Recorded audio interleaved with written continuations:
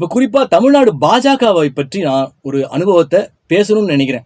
அதாவது நான் தொடர்ச்சியாக என்ன பேசிட்டு வரேன், தமிழகத்தில் பாஜக மலர்ந்து விடும் அப்படின்னு சொல்லி வீடியோ பேசுறதுல நிறைய பாஜக உறுப்பினர்கள் அந்த வீடியோவை ஷேர் பண்ணிட்டு வரீங்க.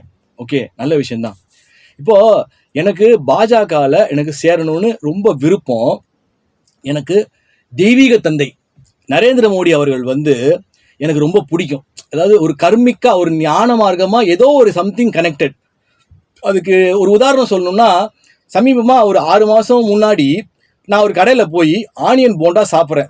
போண்டா சாப்பிடும்போது நார்மல் பேப்பர் தான். அது பேப்பரில் நான் திடீர்னு சாப்பிடும்போது பார்த்தா அதில் நரேந்திர மோடியோட ஃபோட்டோ வந்திருக்கு. அந்த இதை நான் போடுறேன், எடுத்து டிஸ்பிளேல போடுறேன், வந்திருக்கு. அதை பார்த்த உடனே நான் என்ன பண்ணிட்டேன், மற்றவங்களாம் சாப்பிடுவாங்க, பேப்பர் தானே அது மோடி அப்படின்னு. அதை பார்த்த உடனே எனக்கு அந்த பேப்பர் எடுத்து மடித்து பேக்கெட்டில் வச்சுட்டேன். பேக்கெட்டில் வச்சுக்கிட்டு என்னுடைய சாமி அறை இருக்குல்ல, அங்கே கொண்டு அந்த ஃபோட்டோ, அந்த பேப்பர் இருக்குல்ல, அதை எடுத்து வச்சுட்டேன்.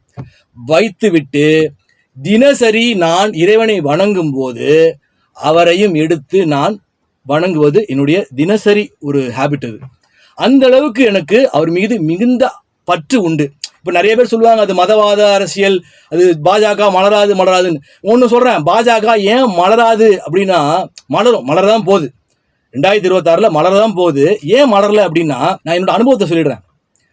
நான் பாஜகவில் சேரணும்னு நான் முடிவு பண்ணிட்டேன். ஒரு 3 வருஷம் முன்னாடி எங்கள் அப்பாவோட நண்பர், பெரிய ஹோட்டல் ஓனர்னு சொல்லியிருப்பேன், அவர் பாஜகவில் மிக முக்கியமான புள்ளி. எங்களுடைய குடும்ப நிகழ்வுக்கு அவர் வந்திருக்கிறார். ஓகே, அதனால் அவர் பேரை சொல்லி நான் அந்த அங்கிள்கிட்ட நான் பேசணும், எனக்கு நம்பர் கொடுங்கன்னு எங்கள் அப்பாட்ட நான் கேட்குறேன். அப்போ எங்கள் அப்பா சொல்கிறாரு, இல்லை என்னை அவர் இப்போ மதிக்கிறது கிடையாது. நான் பணக்காரனாக இருந்தேன், கோடீஸ்வரனாக இருக்கும்போது என்னை மதிப்பார். இப்போ நான் பணத்தெல்லாம் கொஞ்சம் இழந்துட்டதுனால அவர் என்னை கண்டுக்கிறது இல்லை.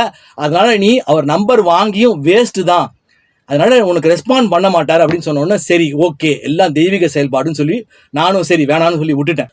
அடுத்து பார்த்தீங்கன்னா, பத்திரிகை நண்பர் ஒருத்தர், அவர் நிறைய பேட்டி எடுப்பார் இந்த பாஜக முக்கிய புள்ளிகள்லாம். அவர் பேட்டி எடுக்கிறது மூலமாக அவர்கிட்ட நான் கேட்டேன், இந்த மாதிரி ஜாயின் பண்ணணும் அப்படின்னு சொல்லிட்டு.